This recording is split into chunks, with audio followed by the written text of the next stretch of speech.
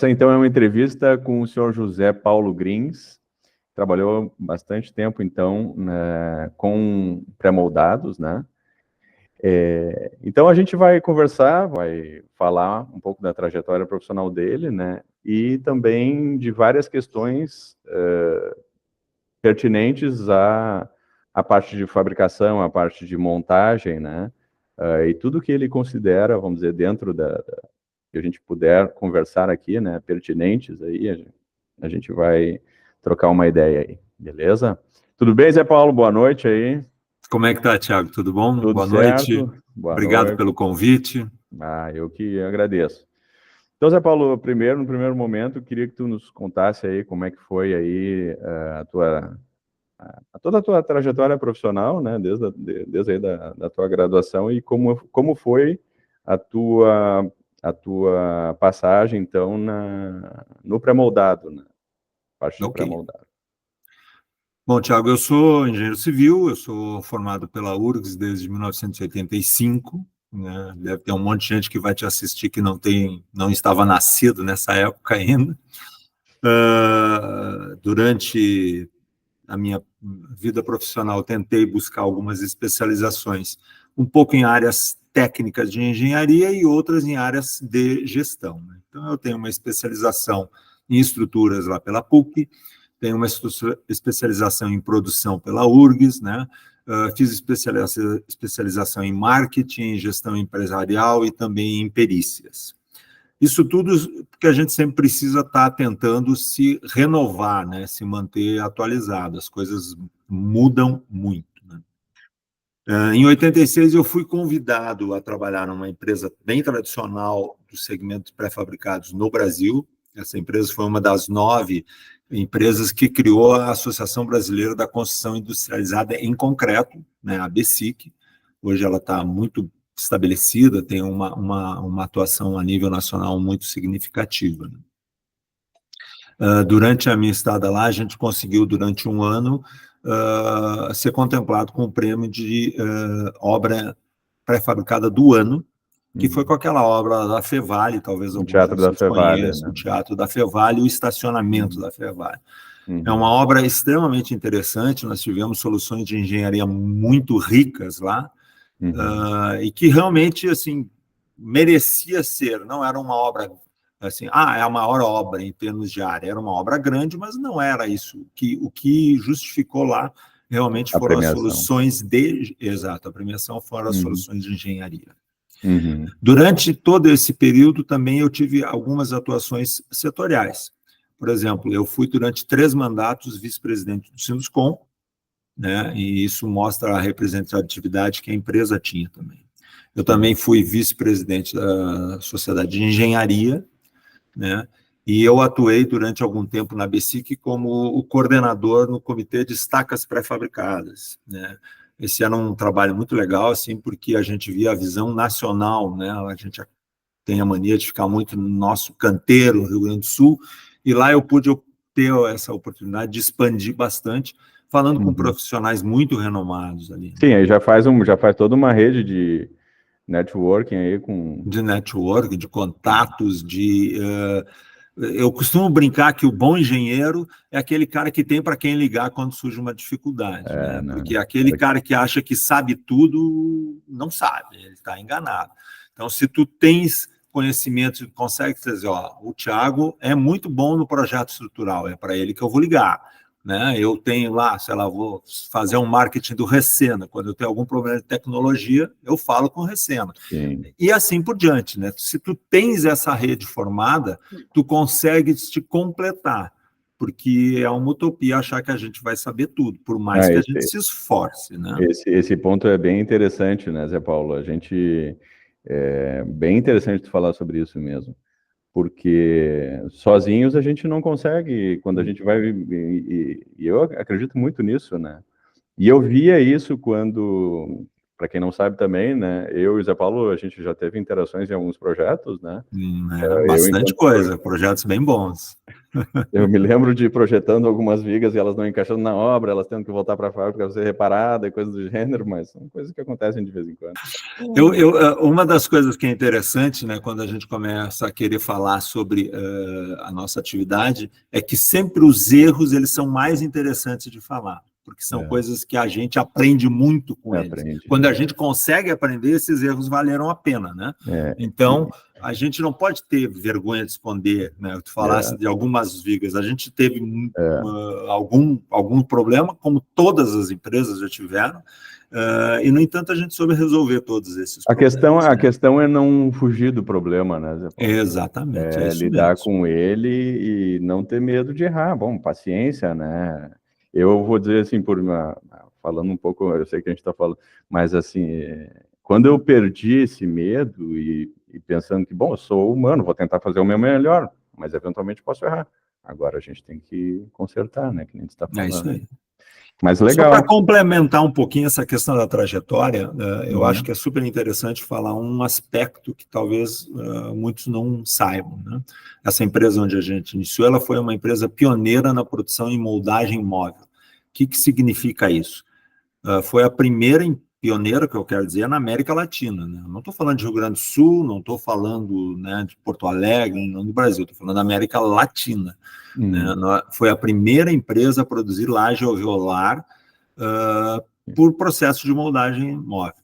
Isso é um troço que parece bacana tu dizer agora, mas tu imagina lá em 1974, quando a empresa começou a atuar, tu apresentar aquele produto com os furinhos lá e que ninguém nunca tinha visto na vida, né? Então, deve ter sido difícil implementar isso no mercado. Exatamente, foi entrar nesse mercado, num mercado tradicionalmente assim fechado, assim ortodoxo, como é o mercado gaúcho, não foi muito fácil, né? Então a empresa acabou necessitando, por o hábito, ela foi pensada para fazer laje alveolar. Esse era o sonho dela, né? Mas aí por essa contingência ela começou a ter que se diversificar. Então ela começou a produzir laje mista, vigotas protendidas, que já era uma coisa diferente também, com a Tavella, começou a produzir estaca pré-fabricadas, né? E depois também a viga V, que é aquele elemento de cobertura que alcança grandes vãos, né? Vãos até, chegamos a fazer peças com 25 metros de vão. Só que aí tinha uma coisa que era muito interessante, assim, tu ia lá num dia, montava 300, 400 metros quadrados de laje, uma coisa que as obras da época levavam 2, 3 semanas para montar a estrutura. E aí começou a se obrigar a dizer assim, mas vale a pena, eu em um dia venho aqui, um troço que eu levei 3 semanas, quem sabe, vocês fazem a estrutura também. Então a empresa o mercado foi exigindo esse tipo de coisa e ela foi passando a produzir as estruturas pré-fabricadas, pilares, vigas, vigascalhas, né? E aí, nesta época, nós tínhamos uma dificuldade aqui no estado, que era a questão da movimentação desses equipamentos. Tenho certeza que a gente vai falar um pouco sobre isso depois, mas então as peças eram limitadas por peso, porque é o que eu conseguia movimentar com os equipamentos da época, né? Um equipamento de baita porte lá era o Tadano, que era um guindastezinho para 13 toneladas, que hoje nem se fala mais. 13? Era um guindaste bem legal, tinha 21 metros de lança, né? Só que era pequenas cargas, pequeno alcance, né? Então, as lajes alveolares previstas, feitas na Europa com 120 de largura, nós botávamos um divisor no meio para fazer 2 peças de 60, para poder movimentar com uma certa facilidade, às vezes com Munk, às vezes com o Tadano, né? Rara vezes com um equipamento maior. O maior equipamento que tinha na época aqui era uma máquina grande, de 200 toneladas, mas treliçada, que só para montar custava uma grana e inviabilizava o uso dela, a não ser que tu fosse ficar meses com a máquina, né? Então esse foi um amadurecimento. Com o passar do tempo, a vinda de novos equipamentos, a possibilidade de usar peças mais pesadas, nós passamos a desenvolver também soluções de estruturas protendidas, e não só de estruturas. A gente fazia os moldados como os protendidos, mas as estruturas com concreto em armadura frouxa, armadura normal, né? A partir daí a gente passou a fazer também protendido, e isso se desenvolveu bastante, né? Então nós tínhamos o maior chassi de... Oi? Diga. A proteção, então, A proteção antes, ela era utilizada para esses elementos seriados apenas, não Só para os para elementos elementos... seriados. Não, só para os elementos seriados, vamos dizer assim. Aí Porque quisesse fazer uma realmente... viga de uma seção, né, com variações ali, largura, altura e tudo mais, aí não se tinha essa possibilidade até então. Não com proteção. Não com proteção. Não com proteção. Nós passamos a fazer elementos protendidos lá em 1987, 88. Né? Antes disso, nós não fazíamos elementos que a gente gostava de chamar de prismáticos, feitos em forma, né? Esse sim com proteção. Uhum. Basicamente é isso. Não, legal. E essa adoção da proteção nos outros elementos, ou seja, tu pega, por exemplo, pega um quadrado ali, 10 por 10, né? Tu vai protender as vigas, as lajes alveolares no sentido, e aí, digamos que no outro, tu não queira colocar um pilar no meio do vão de 5 para ter duas vigas de armadura frouxa. Aí tu vai, né, pensou em protender, eu não sei, seria mais ou menos questões arquitetônicas que motivaram a querer protender o restante dos vigamentos, das outras estruturas, ou o que levou? Sempre estão... É uma conjunção de coisas, né? As questões arquitetônicas e as questões de custo, né? Tu começa a aumentar teus vãos, evidentemente, tu começa a ter peças um pouco mais pesadas e individualmente elas têm um valor um pouco agregado, um pouco maior. Mas em compensação, tu retira da tua obra pilares, tu retira da tua obra blocos de fundação, tu retira da tua obra pontos de fundação também, né? E tu tem um aproveitamento melhor dos espaços. As fábricas também se modernizaram e também tinham equipamentos que solicitavam maiores vãos, né? Então, com vãos maiores e livres, assim, tu tem uma movimentação muito melhor, a tua logística é muito melhor no interior da fábrica. E isso fazia com que elementos de maior vão fossem muito bem vistos. Então, quando eu comecei... assim, a laje de 12 era o carro-chefe, era a que mais se vendia, 12 centímetros de altura. 12 de espessura. Eu falo assim meio normal, daí o pessoal não vai entender. Nós tínhamos lá 12, 16, 20, 24, 28 e 32. Essa limitação de peso do início fazia com que a laje de 12 fosse o carro-chefe. Mas a laje de 12, por ter uma altura menor, tu tem uma capacidade de vencer vãos ou sobrecargas menores, obviamente, é uma coisa, existe uma proporcionalidade nisso. À medida que a gente conseguiu aumentar vãos de vigas, nós conseguimos aumentar vão de laje, começou a mudar. Então, a laje passou a ser de 16 para 20, porque eram vãos mais otimizados. Mas as sessões, a possibilidade de fazer sessões diferentes, ela veio desde sempre, ou vamos dizer assim... Não, tu faz sessões diferentes em concreto armado também. Né? Não, eu digo assim, eu tô falando da alveolar. Também. Mas no ela início, nós íamos só até 24. De... Nós íamos só até a laje de 24 no início, né? Novamente, a abertura do leque de possibilidade de montagem e tudo mais nos incitou a produzir lajes de 28 e 32. Tá. Não, beleza. Zé Paulo, acho que já foi uma boa introdução no mundo do pré-moldado, né? Eu fiz aqui um pequeno roteiro para a gente, talvez a gente até fale alguma coisinha, aborde novamente alguma questão, né? Mas vamos só para a gente seguir um pequeno roteiro. Eu tenho uma pergunta aqui, que se desmembra em mais algumas, que seria relacionada aos desafios da industrialização. Aqui a gente tem a parte dos trabalhadores, né? A parte, o pessoal muito fala também dessa maquinização toda, né? Da racionalização da construção toda, né? E como é que fica o trabalhador também, né? Como é que a gente faz para manter um bom trabalhador numa fábrica? Então, coisas desse gênero, né? Então, a primeira pergunta: quais então são as principais medidas de saúde e segurança que devem ser tomadas, então, na pré-fabricação e também na montagem das estruturas? Bom, olha só, quando eu te disse antes que eu tinha feito 3 mandatos como vice-presidente no Sinduscom, em 2 desses eu atuei na área de saúde, segurança e trabalho. Eu tinha a interface do sistema patronal com os sindicatos trabalhadores e com os auditores fiscais do trabalho, Superintendência Regional do Trabalho. O Rio Grande do Sul tem uma característica muito forte, assim, uma tradição muito forte de ter uma fiscalização muito exigente, né? Houve muitos embates com a fiscalização e, vamos dizer assim, a normatização ela avançou muito e a construção civil teve que se adaptar, melhorou muito e ainda tem muita coisa para evoluir, né? Quando tu fala em construção civil convencional, tu estás falando de uma obra que está num lugar fixo, mas que muda constantemente de atividade e de posicionamento. Tu não tens uma máquina parada, sintonizada, que tu podes planejar todo e qualquer tipo de proteção coletiva e individual para aquele operador da máquina. É uma grande desvantagem que o nosso setor tem em relação ao metal mecânico, por exemplo. Ele tem um posto de trabalho definido, né? Ali tu consegue fazer. A obra não, a obra vai crescendo, ela vai aumentando, ela vai... Sim, aí o cara tem que colocar um anteparo aqui, ele tem que fazer um sistema de segurança, uma linha de vida ali, aí a edificação sobe, aí isso tudo muda.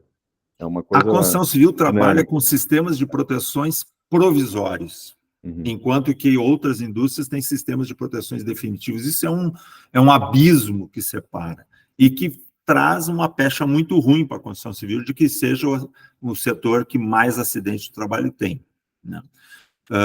Alguns até, às vezes, com razão, nem sempre, mas às vezes com razão, tá?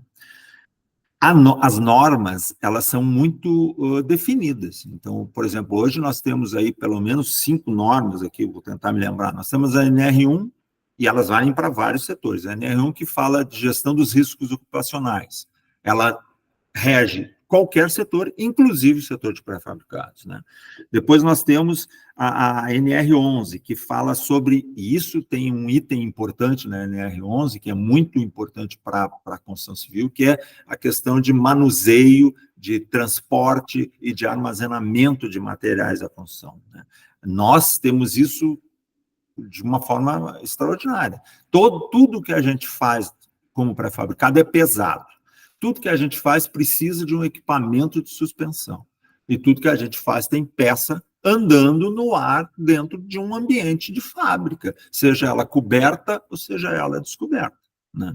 Ou tu está trabalhando com pontes rolantes, ou tu está trabalhando com pórticos, ou tu está trabalhando com gruas, ou tu está trabalhando com guindastes, mas com alguma coisa tu está movimentando essas peças, porque não tem como elas serem movimentadas manualmente. Então, aí existe um risco inerente. Sim. Né? Esse risco ele é grande no sentido de ele acontecem muitos acidentes por causa dele? Não. Mas ele é um risco potencial. Uma coisa que está no ar pode cair, né? Então você tem que ter segurança para isso. Essa segurança ela passa no projeto estrutural, né? No cara saber definir efetivamente quais são as alças que têm que ser colocadas para a movimentação e que essas alças deem segurança, né? Que a gente possa ter alguma coisa de redundância, não é isso? Mas passa também, e isso é o fundamental em qualquer atividade, por treinamento intensivo. Tem que ser treinadas para poder saber como atuar, né? Uma coisa que a gente via muito no início, quando eu trabalhava, era aquele troço, a máquina, o guindaste passando com uma máquina e a patota toda lá embaixo, né? Isso era usual, isso era comum, não dá para a gente ligar. Hoje tu tem que isolar a área, o teu pessoal tem que estar treinado, ninguém fica embaixo de peça, tentamos andar com as peças o mais baixo possível, né? Às vezes isso gera uma movimentação até um pouco mais demorada, porque tu tem que andar com a pecinha baixa para só lá em cima levantar, né? É muito mais fácil que tu botar lá em cima e levar direto para o lugar, entende? Só que os riscos são maiores, ela cair de 20, vai ter um dano. Se ela está ali no chão, cair de 50 centímetros... Energia potencial bem diferente. Ter, né? Então, é treinamento e é investimento em equipamento, né? Uma fábrica de pré-fabricados, ela precisa ter avisos sonoros, quer dizer, a ponte rolante está andando com o equipamento, ela está apitando. É um saco, é barulho, mas precisa, né? Ela precisa ter áreas sinalizadas. Tu vai fazer proteção.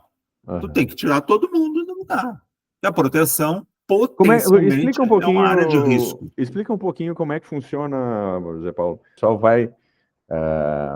a proteção, para quem não conhece, a gente pega, estica as cordoalhas, ancora, né, em duas extremidades e depois alivia, seja cortando ou liberando gradualmente, né? Acho que a prática maior é cortar, né, Zé Paulo? Cortar elas ali com maçarico. A norma exige que tu faça um alívio dessa proteção e depois tu corte, né?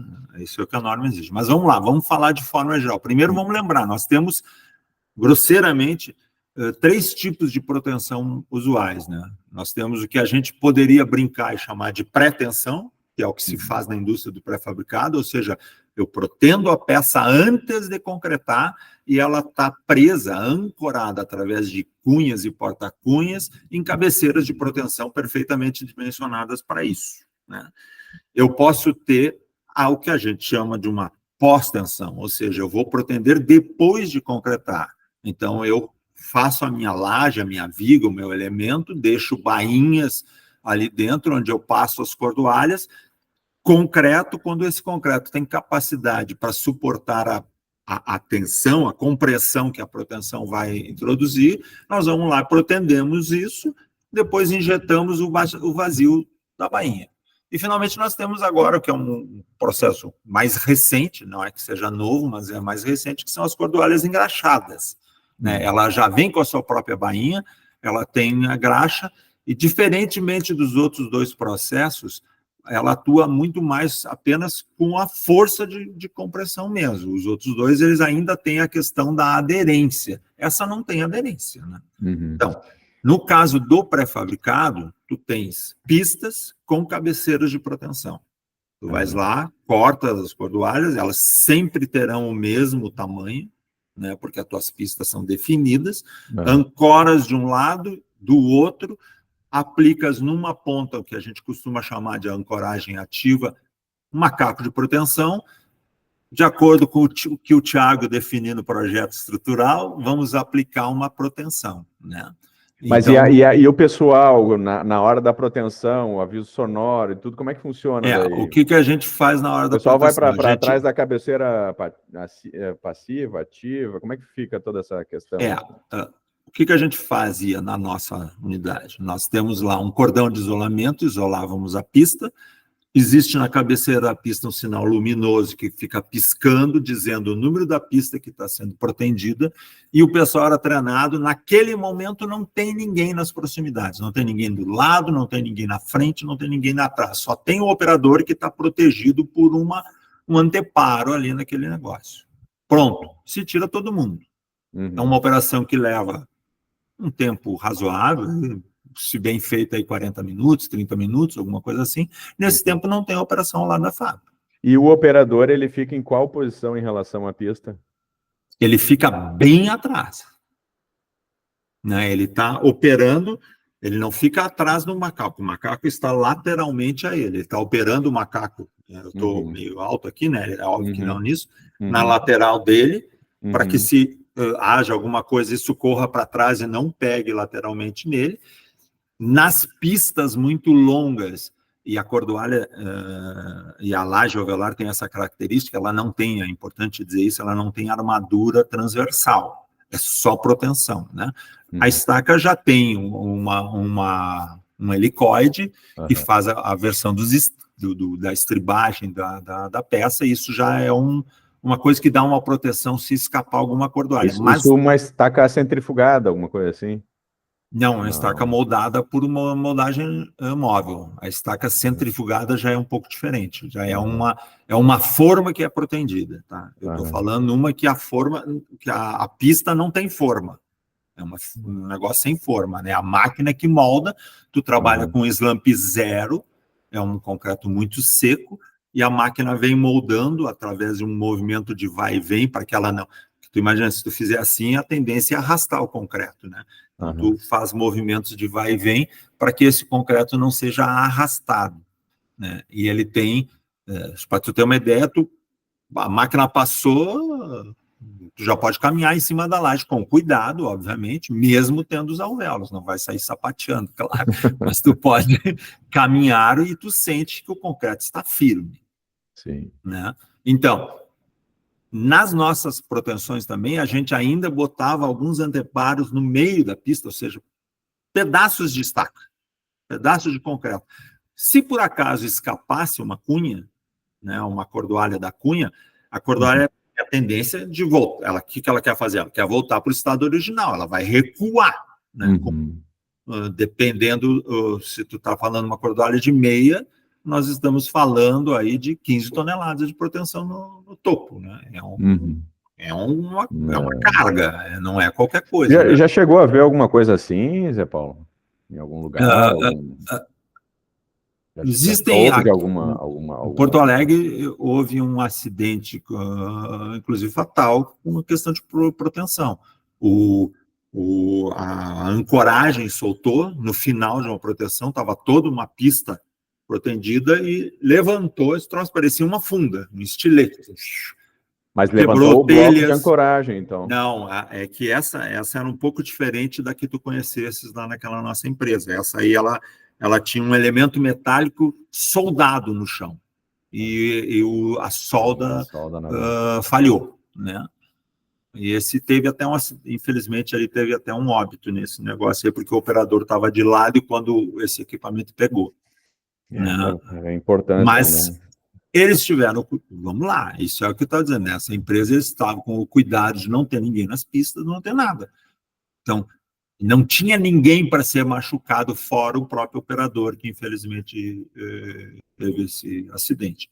Sim. Mas há históricos disso. Por isso, a gente costumava dizer assim, o que acontece? Quando tu faz uma coisa todos os dias, tu torna essa coisa rotineira.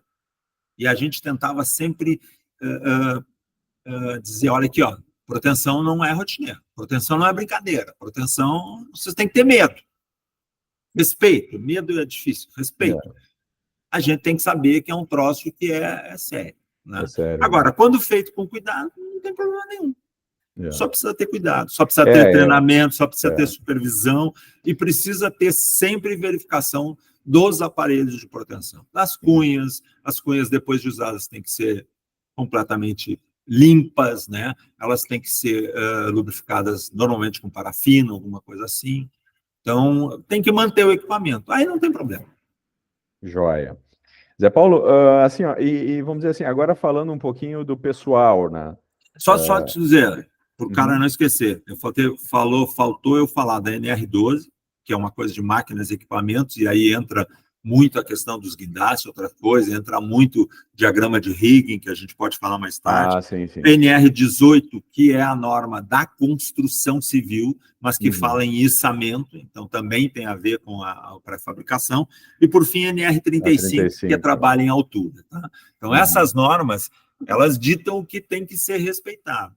Agora, o fato de tu teres uma fábrica e não uma obra, te permite desenvolver condições de segurança melhores do que uma obra. Porque a fábrica não é transitória.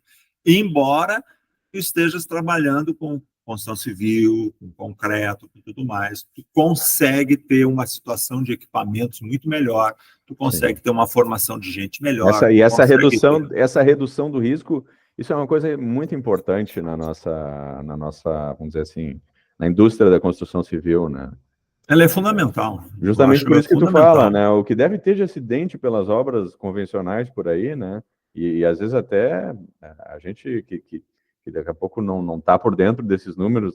Eu sou projetista, eu não trabalho com obra, né? Então, mas a gente sabe, né? Que diversas obras, por exemplo, pega a hidrelétrica de Itaipu lá, a nossa principal fonte de energia, né?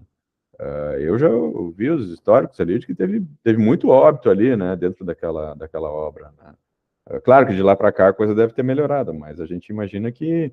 Eu acho que evoluiu muito de lá para cá. Que bom, né? E a outra coisa que nós temos que nos dar conta é uma questão um pouco cultural, né? O trabalhador da construção civil, ele não gosta de usar EPI.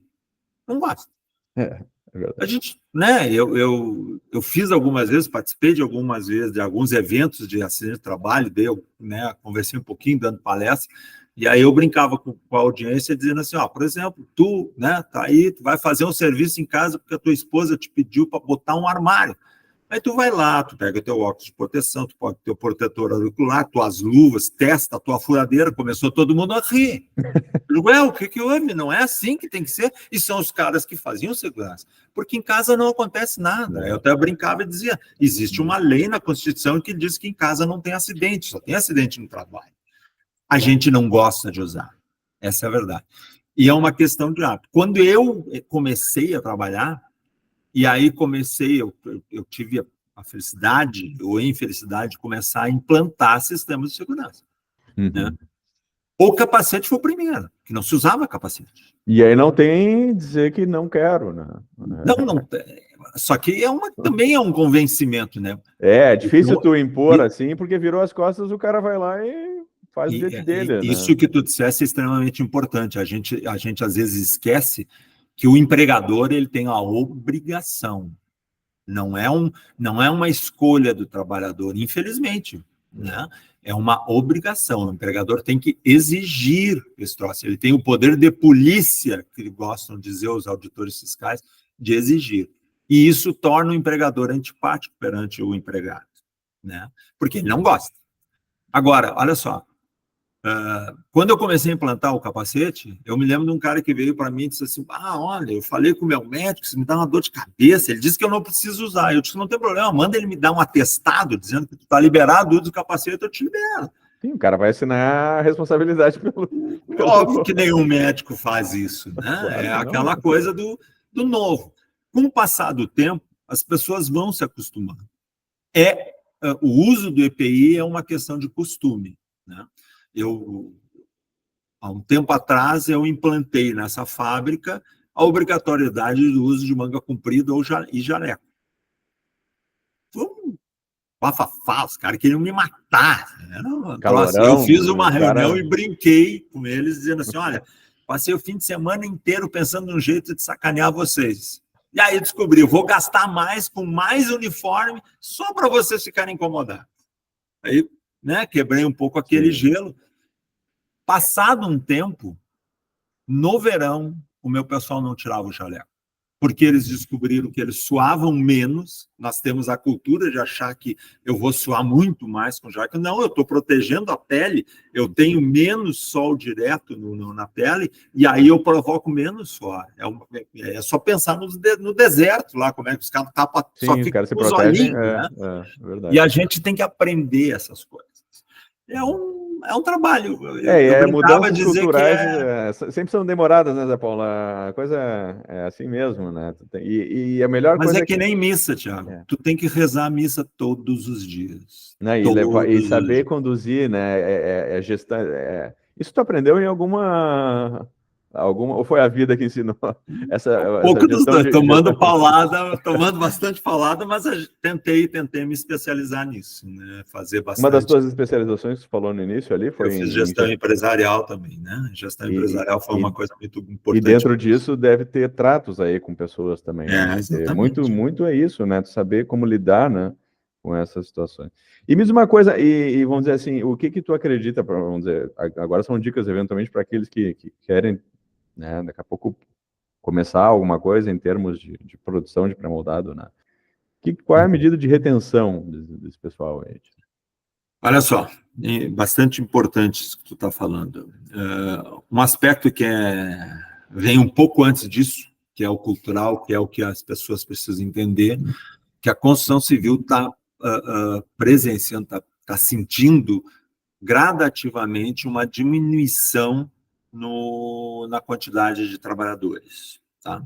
Além disso, a idade média do nosso trabalhador está crescendo. Por quê? Porque eu lembro do meu tempo, como é que era a formação, né? O pai, que era um carpinteiro ou um mestre, ele trazia o filho, né? O filho ficava junto ali, aprendendo a trabalhar, e não tinha problema, né?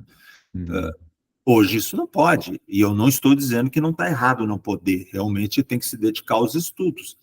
Mas o que acontece?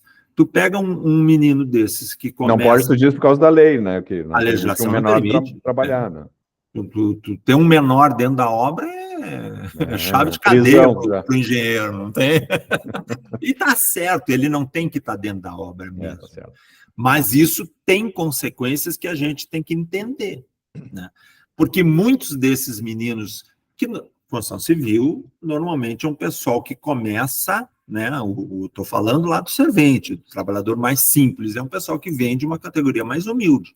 Muitos desses precisam da grana ou querem da grana para se independizar do pai. Aí eles vão trabalhar, por exemplo, no supermercado. O supermercado pode. O supermercado, os menores podem ficar até de noite, não tem problema. Ele está lá num ambiente bonitinho, refrigerado, né?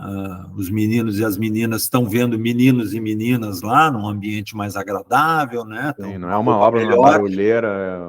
Não é que os caras não tenham um trabalho pesado, tem, mas não é a mesma coisa que o trabalho da construção civil. O trabalho da construção civil é um trabalho que exige e não é valorizado, né, Zé muito. Paulo? O cara carregar um saco de 50 quilos no lombo, a legislação já não permite mais isso, tá? A legislação só permite até 25. Bom saber, né? Foi uma das coisas que eu briguei bastante com a BCP para tentar introduzir o saco de 25. Eu não sou um atleta, né? Nunca perto disso, mas porra, 50, de 25 já achava difícil pra caramba. 50 é muito pesado, 25 já é pesado, já é pesado. Agora, vê só, em várias obras que eu vi depois, quando implantava o saco de 25, os caras pegavam 2. Eu digo, nós fizemos isso para te aliviar. Não, mas dá muito tempo. Muitas vezes que eu vou e volto, não vai. Zé Paulo, mas tá dentro da legislação. Ele tá pegando de 25. Não, mas ele não pode. Aí entra de novo a obrigação do trabalho do empregador. Ele tem que pegar um. Zé Paulo? Então, tu me perguntou sobre retenção. Eu quis dizer das dificuldades da retenção, né? Então, o que eu te digo? Quando tu tem a construção civil, é um trabalho transitório, né? O que eu quero dizer? Eu vou para um emprego que eu vou fazer a estrutura de uma obra. Essa estrutura começa e termina. Quando termina, por óbvio, ou eu sou demitido, ou estou numa empreiteira, alguma coisa que consegue uma outra atividade. Mas a demissão, a rotatividade na construção civil, ela é inerente ao processo. Sim. Você está entendendo? Então, mas isso está falando de uma convencional, né? Não eu estou falando de uma convencional, mas só que a fonte da mão de obra do pré-fabricador também é a construção civil. Sim, não é muito diferente também. Não é muito diferente.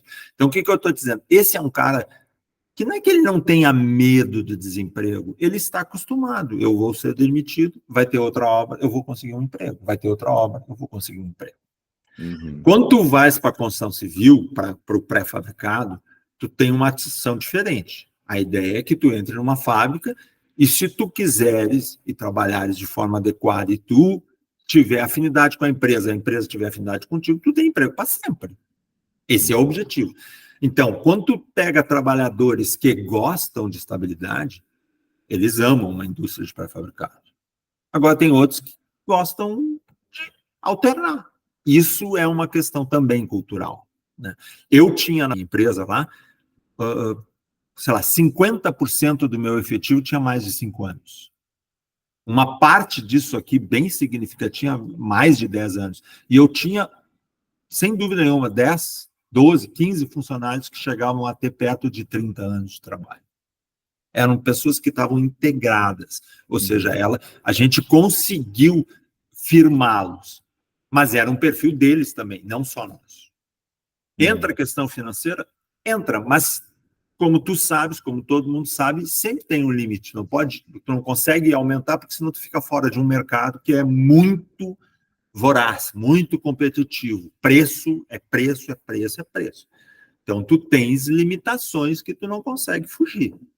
Sim. Mas, se tu tem um bom ambiente de trabalho, a gente lá tinha uma alimentação feita no local, né? A gente tinha plano de saúde. Eu lembro, uma vez eu almocei lá. Coisas que na construção civil não são tão usuais assim, né? Então, essas coisas fazem com que tu consiga perpetuar uma parte da tua mão de obra, mas uma parte não muda. Sim. Não muda.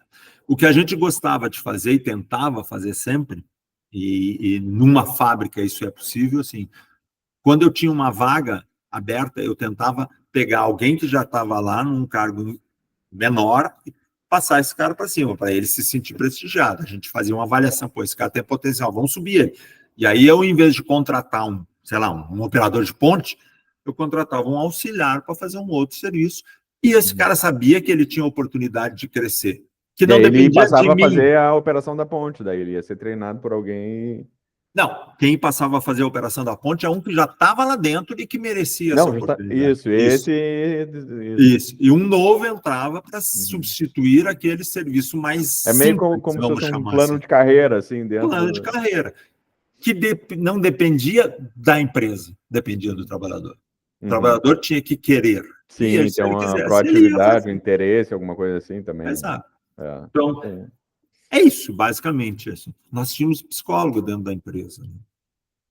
Isso não é muito comum. Bom. Isso não é muito comum. Não, mas olha, mas isso é muito bom. Isso é muito Mas tem custo, né? Tu conseguir botar isso dentro do... Quer dizer, tu tem que fazer com que isso se torne... retorne em algum outro setor, porque tu não vende isso. Tu não vende... isso tem que estar embutido dentro não é um fator de venda esse negócio. Então, ele, o trabalho é que tem que fazer com que tu consiga alavancar, obrigado, alavancar melhores condições, melhor produtividade, melhor qualidade, para que aí tu seja notado. Esse é o objetivo do negócio. Legal, essa foi boa. Zé Paulo, como é que era o controle, né, para a gente conseguir produzir um bom concreto em termos de controle tecnológico na execução das peças ali? Quais eram os cuidados que deveriam ser tomados ali nessa parte aí, falando ainda, né, desses desafios assim, né, para tu produzir uma peça, testar um FCK ali, esse controle laboratorial, assim, o que tu acha que era uma... Então, vamos lá, vamos de novo, né? Quando tu está numa obra, normalmente tu contrata uma concreteira e tu diz, eu quero um FCK de tanto. E aí tu faz alguns ensaios e verifica se está aí, mas tu deixa toda essa responsabilidade para a concreteira. Pois é, isso é uma prática que é errada, né, na realidade, porque não seria um conflito de interesse ela fornecer o concreto e ela mesmo dar os laudos de... Não, tu tens que... Não, isso não pode ser feito. A concreteira faz os seus laudos, mas a concreteira, ela desenvolve o teu traço. Essa é a responsabilidade dela, para atingir aquilo que tu contratou. Mas tu tem que controlar a concreteira. O rompimento é contigo. Vamos dizer, tu faz um plano de moldagem e leva para um laboratório romper. Nada a ver com a concreteira. Nada a ver com a concreteira. A não ser que... Pois esse a não ser que eu acho que acontece, tu entende? Mas daí, vamos dizer assim, em empresas de um porte menor, assim, tu vai nas grandes construtoras, todas têm um plano de acompanhamento das concretagens, acompanham aqueles padrões mínimos que a norma exige, lá tu tem que ter a cada concretagem, no mínimo para 30 metros, tu tem que ter uma série de 6 corpos de prova, uma série de coisas assim, tá? Mas lá no pré-fabricado, a primeira coisa, tu tem que ter um Recena da vida, que nem eu falei lá no início, aquele cara que tu pode telefonar. O Recena, ele desenvolveu os traços para a gente, ele fez acompanhamento, ele nos dava, cada vez que a gente tinha uma dúvida, a gente tinha alguém para conversar. O concreto numa fábrica de pré-fabricados, ele é um item essencial, né? Ele tem um tratamento diferenciado. Numa fábrica de pré-fabricados que ainda trabalha com moldagem móvel, é mais importante ainda. Por quê? Tu não compra concreto slump zero numa concreteira. Então, tu produz o teu concreto. Tu tens uma central de concreto. Então, tu começa todo dia, primeiro, vendo umidade de areia, né? Fazendo ensaios de granulometria, que nem a norma define. E cada traço que tu fazes, tu molda corpos de prova. Mas, diferentemente da obra em que tu faz lá séries para romper, para ter lá 3, 7 e 28, né? Para te dar um acompanhamento desse concreto, e o 28 é o que te interessa mais, no pré-fabricado tu rompe a 24 horas e 28 dias. E o 24 horas é o que interessa mais para ti. Por quê? Porque tu precisa fazer todos os dias, no mesmo lugar, uma outra peça. Então, eu concreto hoje e amanhã de manhã, ou seja, eu concreto hoje de tarde, né? Porque eu tive, amanhã de manhã eu vou lá sacar, vou lá limpar, vou lá preparar, botar armadura, tarará, e concretar. Isso vai ser de tarde. Então, num período de 14 horas, mais ou menos, eu tenho que sacar a peça. E essa peça tem que ter uma resistência adequada para poder ser movimentada. Então, se tu fala num elemento não protendido, num elemento com armadura frouxa, que a gente costuma dizer, né? 50% do FCK, ok, legal, dependendo dos seus vãos também, né? Dependendo do seu tamanho. Agora, quando tu vai para a proteção, nós estamos falando no mínimo de 75% do FCK. Alguns projetistas, às vezes, exigem 90% do FCK. Então, tu vai fazer uma peça protendida que não vai ter menos do que um FCK 35, tu bota 90%, tu tem que ter 32%. Esse concreto, para em 14 horas dar 32, não é um concreto qualquer.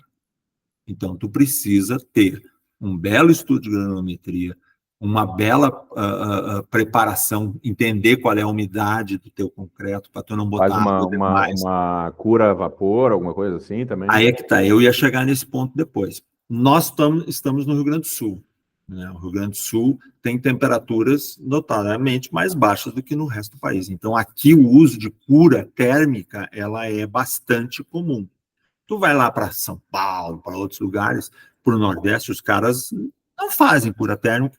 Né? Simplesmente eles têm lá, e têm o cuidado de fazer, muitos fazem cura química, mas mesmo assim a maioria cobre seus elementos logo depois da concretagem, para que não haja perda de água por evaporação, né? O que seria uma cura química, explicando aí, pessoal? Aí também. A cura química são elementos, um aditivo. Um aditivo. Né? Tu termina e tu passa por cima desse elemento uma peça, quase como se fosse uma pintura, é uma coisa que te impede de perder a água de amassamento, né, por evaporação. E aí ela vai hidratando o cimento ali, vai fazendo exatamente. Ali. Né? Então, nós ali tínhamos sempre muito cura a vapor. Qual era o cuidado? E como é que é o procedimento, só para explicar um pouquinho como é que era a cura a vapor ali? A cura a vapor, ela funciona da seguinte forma. Primeiro, tu tem que curar o que está em processo de cura. Não adianta tu começar antes. Então, tu tem lá, logo depois da moldagem, 1, 2, às vezes 3 horas, a peça já está coberta, tu tens uma caldeira, tu tem uma rede de distribuição, tu cobriu toda a peça, de preferência fazendo uma câmara, ou seja, não deixando diretamente a lona sobre o elemento, deixa um vazio para que possa circular esse vapor, e tu faz uma série de introduções de locais, assim, onde tu pões as tuas distribuições, né? Lá no início... O vapor vai entrar ali, né? E vai entrar ali. No início, a gente tinha um processo que era muito, muito bom, que era uma espécie de uma grade, onde eu depois cobria. Essas grades estavam interligadas, eu ligava a mangueira na grade e ela tinha furinhos de quando em quando que faziam uma distribuição maravilhosa do vapor. Só que o que acontece? Essa grade ocupa um espaço do tamanho do mundo, que são elementos metálicos, leva um tempão para ser colocado e tu vai otimizando e vai verificando através de vários rompimentos de código de prova que tu consegue alcançar os teus resultados sem ela. Então a gente cobria a peça e colocava a mangueira de pontos em pontos, sei lá, nossa pista tinha 120 metros, nós colocávamos lá em torno de 6 mangueiras e distribuíamos o próximo. Isso para laje alveolar, a gente está falando. Para laje alveolar, para a viga V, para laje mista e para as estacas pré-fabricadas de concreto. Para os elementos feitos por moldagem móvel, mas nas formas também. Isso a gente está falando de elementos protendidos, então, né? Cura para elementos protendidos. Como eu já estava curando, e eu tinha o vapor, eu tinha a lona, eu tinha o operador da noite, a gente colocava nos elementos não protendidos também. Normalmente, quando tinha forma metálica. Forma de madeira, a gente tentava não botar, porque a madeira, daí, ela se deteriorava um pouco mais facilmente com esse calor, né? Porque um concreto, vamos dizer assim, um concreto normal, né? A gente tem um FCK aos 28, E se a gente for esperar para ter, sei lá, 80%, 90%, aí não é em 24 horas tu vai fazer uma cura normal, sem nenhum Não vai. Isso vai levar, sei lá, 15 dias, não sei. 12, 13, 14 dias, né? Mas tu também mas aí tu acelera tudo isso com a cura. Tu acelera com a cura, mas tu também consegues acelerar com o uso de aditivos. Tu consegue acelerar com traços bem desenvolvidos, com baixo fator água-cimento, o uso de plastificantes, superplastificantes, essas coisas também fazem com que tu acelere. Nós só usávamos CP5, que é o concreto Ari, é o cimento Ari, desculpa, né? E para proteção, vamos dizer assim, o máximo que tu consegue entre o início da concretagem e a liberação da proteção, o tempo, esse intervalo de tempo, o que tu conseguiria de Nós conseguimos fazer com essas 14 horas que eu estou te falando. 14 horas? Uhum. Então ela acelera bastante essa cura, né? Muito. Quando eu entrei na empresa, a gente fazia 12 horas de cura a vapor.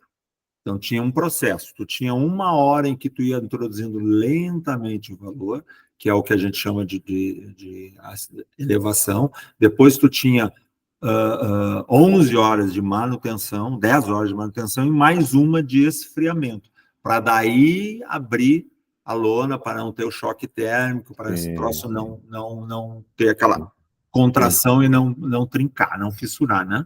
Uhum.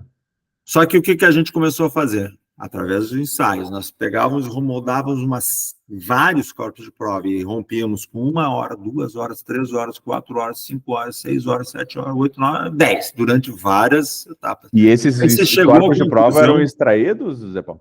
Eles não eram extraídos, eles eram moldados da mesma batelada que era feito o elemento. Então, na hora que eu estou fazendo o elemento... mas daí eu deixava ele curando junto ali. Junto, na mesma câmara, com a mesma situação, tomando cuidado de, por exemplo, ele não ficar extremamente próximo das introduções do vapor. Ele fica lá no meio desse troço, para que ele tenha uma situação média, né? Tu não pode ter. Outra coisa que se faz é controle dessa temperatura. Se bota lá termômetros ao longo da pista e se acompanha. Porque a cura a vapor é importante, mas eu também não posso torrar o bagulho, né? Então, a gente vai até uns 60, 65, mais do que isso, tem que controlar e diminuir a pressão da caldeira. Legal. Deixa eu te perguntar, ainda falando desses desafios, né?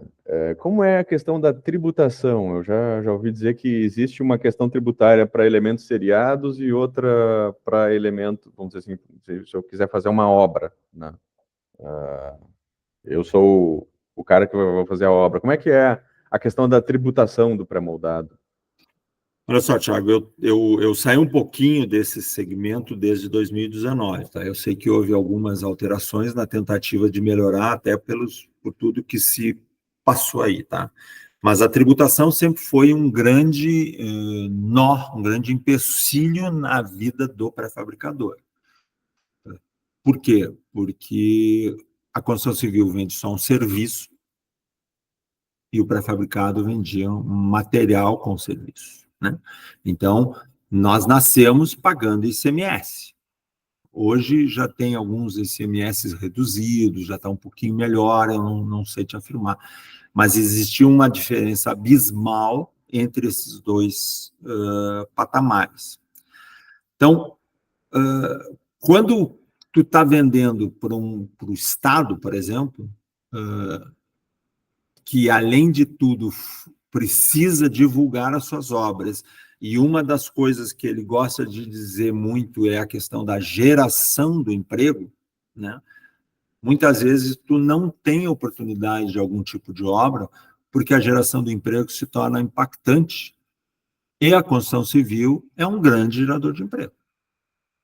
A gente acaba esquecendo que é um emprego temporário, né? Enquanto que o pré-fabricado é um emprego permanente. É uma diferença que deveria ser melhor abordada.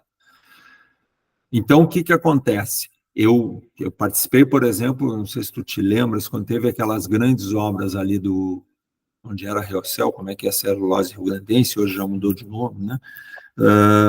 Lá foi feito um balcão de negociação promovido pelo próprio Estado. E lá era da obra como um todo, não era a obra construção civil, era todo o empreendimento. Então, entravam também as questões de equipamento, que eram muito importantes lá, pesados, né, investimentos mais pesados do que a própria obra, né, em que havia lá uma negociação muito forte para que o Estado, que se beneficiava com isso, desse isenção de alguns impostos, entre eles o ICMS, né? Então, a gente acompanhava esse troço todo enquanto construção civil. E eu, particularmente, pelo Sinduscon, estava lá, mas também defendia o fato de que eu era um pré-fabricador. Então, eu via os caras negociando e aí eu levantava a mão lá e dizia, tá, mas olha só, tem um setor aí que não está sendo alcançado por essas medidas maravilhosas, aí, que é o da construção civil, que é o pré-fabricado. E todas as vezes, o cara dizendo pré-fabricado é outro assunto. Ele não entra nesse assunto. Por quê? Porque havia um interesse duplo, o interesse da geração de emprego também. Então, nós temos lá no setor de pré-fabricados essa diferenciação que torna ele não tão competitivo quanto deveria ser. Talvez essa seja uma das motivações, porque aqui no Brasil, por exemplo, pré-fabricado não alcançou os índices de utilização que tem, por exemplo, numa Alemanha, né? Nos Estados Unidos, eles têm índices de utilização muito maiores do que aqui. Eu acho que eles não têm essa diferenciação grande. Não tem essa diferenciação, pelo contrário, eles até estimulam muito essa questão do emprego permanente, né? Sim. Então, a tributação ela é diferenciada e ela é pesada. Bom, falamos já, então, de vários desafios e assim, quais seriam, então, para finalizar essa parte aí, né? Qual seria, José Paulo, que tu acha, então, a parte de sustentabilidade em relação ao pré-moldado? Quando a gente fala em pré-moldado, a gente já remete um pouco à sustentabilidade, né? Em termos de materiais, então, comparado com o convencional, né? Comparado com outros materiais, né? E uma pergunta também da disposição dos resíduos, né? Como é que a gente, que eventualmente tem ou que deixam de ter, como é que é essa questão, esse comparativo que tu faz do pré-moldado com o restante, né? Desses outros materiais? Na realidade, assim, a gente falou muito aqui do pré-fabricado de concreto com a indústria da construção civil convencional, tradicional, né? Mas, na realidade, existem outros pré-fabricados, né? Nós temos estrutura metálica, né? Nós temos hoje muita utilização do drywall ou a steel frame, né? Também temos aí do wood frame, são tecnologias que se assemelham, têm o mesmo enfoque, que é o enfoque de vir pré-industrial, pré-montados, prontos para ser encaixados na obra. Então, a definição do pré-fabricado, basicamente, é essa, né? De uma forma muito simples. É aquilo que tu faz em outro lugar e leva para lá para montar. Tu não estás fazendo no lugar definitivo, tu faz num outro lugar e depois leva. Esse é o pré-fabricado. A diferença do pré-fabricado por pré-moldado, e aí voltando a falar em concreto, é que os controles são diferentes. Você pode fazer um pré-moldado no canteiro de obras, né?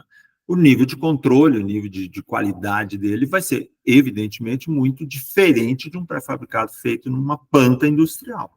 Então, é por isso que a norma diferencia pré-fabricados e pré-moldados, pelo nível de controle, né? Mas, então, assim, em termos de sustentabilidade, esse comparativo do pré-moldado ou do pré-fabricado, né, com uma estrutura metálica ou com convencional ou com esse wood frame que está surgindo, né? Como é que tu vê ele nesse contexto de sustentabilidade? Nós não podemos esquecer que todas essas indústrias, elas utilizam materiais que são oriundos da natureza, né? A gente procura tirar partido o máximo da racionalização desses materiais. A indústria do pré-fabricado tem perdas ínfimas comparado com uma obra de construção civil, pelas suas peculiaridades. Eu não estou falando mal da construção civil. É muito difícil tu ir num ambiente em que tu precisa trazer tudo. Você traz um caminhão de concreto, né, ele tem lá 8 metros cúbicos. Se tu vai usar 7,5, tu tem meio metro cúbico que vai fora. A indústria do pré-fabricado, ela faz pílulas, né? Você faz uma batelada de 1 metro cúbico, então tu não tens esse tipo de perdas, né? E tu tem um controle muito mais racional. Tu trabalhas com traços otimizados, então tu tem consumos de cimento menor. Isso tudo tem a ver com essa questão da sustentabilidade. Nós, por exemplo, usávamos o cimento CP5, que é o cimento ARI, alta resistência inicial, e a gente adicionava os finos. Particularmente, eu estou falando aqui de cinza volante. A cinza volante é um produto que é um resíduo da indústria. Isso por si só exatamente. Eu me lembro que quando nós começamos a trabalhar, a gente ganhava o resíduo. Era um lixo para os caras. A partir de um determinado tempo, quando se percebeu que isso tinha valor, nós passamos a pagar o frete. E hoje se paga o frete e o pó. Né? Para tu ver Mas como ele essa não coisa reage modifica. Quimicamente, ele é um não, fino. Ele é auxiliar, ele é um fino e em função dessa particularidade, ele é um aglomerante, ele se torna, exatamente, ele ocupa os espaços, né, dos vazios, sem precisar que seja o cimento, que é um troço mais caro, né? E me diz uma coisa, já aproveitando, falando disso, desses finos aí, a gente tem, além da cinza, tem a casca de arroz, né? Tem casca de arroz, tem e tem filler, metacaolin, acho também é outro, né?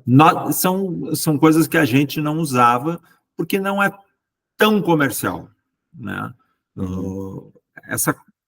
Tu precisa ter produtividade. Então, se tinha lá 2 silos, um silo para cimento e um silo para cinza. Se tu for usar esses outros produtos, tu começa a ter um trabalho mais manualizado, a não ser que eles se transformasse a tua rotina, tá? Mas existem uma série de outros produtos que podem ser agregados ao concreto e que fazem esse papel muito bem. Zé Paulo, acho que para a gente encerrar, então, a nossa entrevista, toda obra ela pode ser pré-moldada na tua concepção, né? Dependendo, claro, dos equipamentos que eventualmente fariam a montagem, ou se aplica mais a um determinado tipo de obra residencial, é uma coisa fora Como é que tu vê esse panorama, assim, em geral, assim, do pré-moldado só para... Não, bem legal, essa pergunta é importante. Eu acho que nós precisávamos fazer uma digressão um pouquinho e falar um pouquinho da questão da história, como é que o pré-fabricado, o pré-moldado surgiu, né? Assim, surgiu não, porque ele existe desde sempre, né? Se tu for imaginar as pirâmides lá, tu cortava as pedras em tamanho pré-definido para poder fazer a montagem da pirâmide, era um pré-fabricado, era um pré-moldado, né? Sim, não deixava de ser. Os tijolos que a gente usava antes de ser argila lá com outros produtos lá, né? Também são elementos de pré-fabricado. A gente usa desde sempre isso. Mas o pré-fabricado de concreto, ele veio para suprir uma necessidade muito forte, se intensificou muito depois no pós-guerra, de reconstrução. Então, qual era o conceito básico disso, né? Repetição e módulo, né? Tu fazias elementos com muita igualdade, e isso te dava uma capacidade de produção gigante. Tu produzia feito um bicho. Rapidez, né? Rapidez, a palavra, economia. Né? Quando tu não tem muito setup de forma, tu tem economia. Tu tem, né? É mais barato, é mais fácil, porque a forma é um item muito importante. O que aconteceu com o passar do tempo, quando a gente começou a voltar a ter uma normalidade, não era mais a crise, sim a normalidade, as pessoas começaram a ter querer uma coisa um pouquinho diferente. Eu quero um troço do meu jeitinho, mais bonitinho, né? Não quero um caixão, né? E aí o pré-fabricado teve que se reinventar, né? Então, hoje, tu tens o que chama assim, painéis arquitetônicos de fachada, por exemplo. Tem elementos maravilhosos que tu faz do jeito que tu quiseres. Esses tempos eu estava vendo... Coisas assim? Alto relevo, textura, imitação de outros produtos. E existem nos Estados Unidos, por exemplo, alguns parques que tu olha lá, tem rochas enormes, tu acha que, como é que eles botaram essas pedras aqui? Não são pedras, são elementos de concreto. Hoje, com formliners, que é uma forma de borracha, tu produz o que tu quiser. Então, tu pode fazer qualquer coisa com pré-fabricado. Vamos abstrair questões de vãos, de sobrecargas gigantes, essas coisas, né? Estou falando de forma. Pode fazer qualquer coisa que tu quiser. Evidentemente, isso tem um custo, né? Sempre que eu for fazer um elemento só, muito diferente de qualquer outro, aquele elemento vai carregar para si um custo gigante de forma, de desenvolvimento tecnológico, de tentativa. Mas tu pode fazer qualquer coisa. Se tu for olhar a Fevale, que é muito menos do que isso que nós estamos falando lá, nós temos uma diversidade de elementos lá dentro fantástico. Lá tem várias arquibancadas que formam as plateias lá em cima, cada uma delas com um tipo de degrau. Tu tá entendendo? Então, a forma lá foi um elemento caro, sofisticado, porque ele era único. No momento que ele é único, tudo que é único é mais caro. Né? Eu me lembro aquelas bancadas ali, aqueles camarotes ali, era uma coisa bem complicada, uma peça única ali, né? Nós tivemos, por exemplo, aquela situação na garagem que, de repente, os caras se deram conta que precisava ter lá em cima uma sala técnica, no meio de um vão de 15 metros de laje. Eu falei, não dá para apoiar nada no meio de uma laje dessa. E aí nós pegamos e fizemos essa sala com a obra em andamento suspensa, atirantada nas vigas superiores. Foi uma solução sensacional, né? Então, mostra que a gente pode fazer qualquer coisa, mas o qualquer coisa também tem que ser entendido como uma coisa diferenciada. Não, e agora, vamos dizer, pegando esse gancho, né, e já falando um pouco do que é um bom casamento de uma boa produção, um pré-moldado, com um bom projeto também, né, Zé Paulo? Porque também não adianta, né, o cara pegar, eu faço um pré-moldado aqui, que esse vão já usei naquela obra, eu vou usar na outra, eu vou, né, fazer uns mesh, não dá, o cara tem que contratar um bom projeto, né, fazer ter boas soluções de engenharia criativas, né? O que na tua visão tu acha que é, vamos dizer assim, bons atributos de um né? O que na tua concepção um bom projeto estrutural ele tem que ter, vamos dizer assim? Bom, aí tá. Eu acho que assim, primeiro vamos exemplificar. Existem duas questões nas fábricas. Uma vez, às vezes, tu és contratado para fazer um projeto que o cliente está te trazendo, e aí tu não tem muita alternativa a não ser tentar seguir aquele projeto. E na maioria das vezes, uma fábrica de pré-fabricado, ela tem a oportunidade de desenvolver o projeto. Então, o que ela faz? Ela pega aquela essência daquele anteprojeto e tenta tirar dentro da sua expertise a melhor solução que tem. Para isso, tu teres um projetista que já te conhece e que conhece a tua fábrica é um diferencial, né? Aquele cara que não inventa, inventar é bom, entende? Mas um cara que sabe como é que tu funciona, conhece as tuas formas, a tua capacidade das tuas formas, tudo isso, né? Conhece a cultura da empresa, conhece uma série que isso tudo tem impacto, né? Como é que eu vou apresentar o desenho para ele, né? Se a forma vai vir aqui, a armação ali, ou se eu faço uma peça tudo junto, né? Esses detalhes, né? Eu vou até puxar uma brasa um pouquinho para ti, não fica muito convencido, mas em todo caso é o seguinte, eu recebi muito projeto de pré-fabricado que saiu direto de software. Né? Não é que não seja um projeto ruim, não é isso, mas é um projeto em que ele maximiza questões de economia de aço. Só que a economia de aço nem sempre é o fator preponderante, porque às vezes ele se torna tão complicado, tu tem tanto transpasso, tu tem tanta emenda, que ele se torna trabalhoso demais e tu não tira partido disso. Então a gente tem que conseguir, e isso um projetista sabe, é balançar as questões econômicas de mão de obra, de tempo, né, e de uso dos insumos. Isso tem que ter um projetista com experiência. né? Pegar simplesmente e vomitar alguma coisa que sai de um software é um problema. É um problema. O software, ele ajuda, é fundamental, não tem como não trabalhar com ele hoje, mas o pré-fabricado carece depois daquela olhada e daquela melhorada manual que o projetista de qualidade faz. Vocês fazem isso muito bem, né? E a apresentação do trabalho, porque a gente tem que lembrar que a planta ela vai ser usada pelo trabalhador da construção civil. Não é só pelo engenheiro, é pelo trabalhador. O cara tem que abrir aquele bagulho e ele tem que entender o que está ali. Aquilo tem que ser de fácil de compreensão, tem que ser claro, né? A leitura ele tem que quase sair aos teus olhos. Assim. Eu gostava de dizer assim, porque tem um livro que eu gostei muito de ler, que foi do Poderoso Chefão, né, em que a gente lia o livro e eu dizia assim, eu não estou lendo, eu estou vendo. É diferente, né? Então, a planta, eu tenho que ver a peça, eu tenho que enxergar ela. E essa é uma qualidade do cara que é um bom projetista. Zé Paulo, fico muito feliz com a tua disponibilidade aí dessa entrevista. Eu espero que tu tenha ainda muito sucesso na tua profissão, todas as atividades que tu está desenvolvendo atualmente, futuras também. E, de novo, muito obrigado aí. Espero que tenha auxiliado, né? Uma boa noite para ti, boa noite para quem vai assistir essa nossa entrevista aí. Valeu, um abraço. Valeu, um abraço.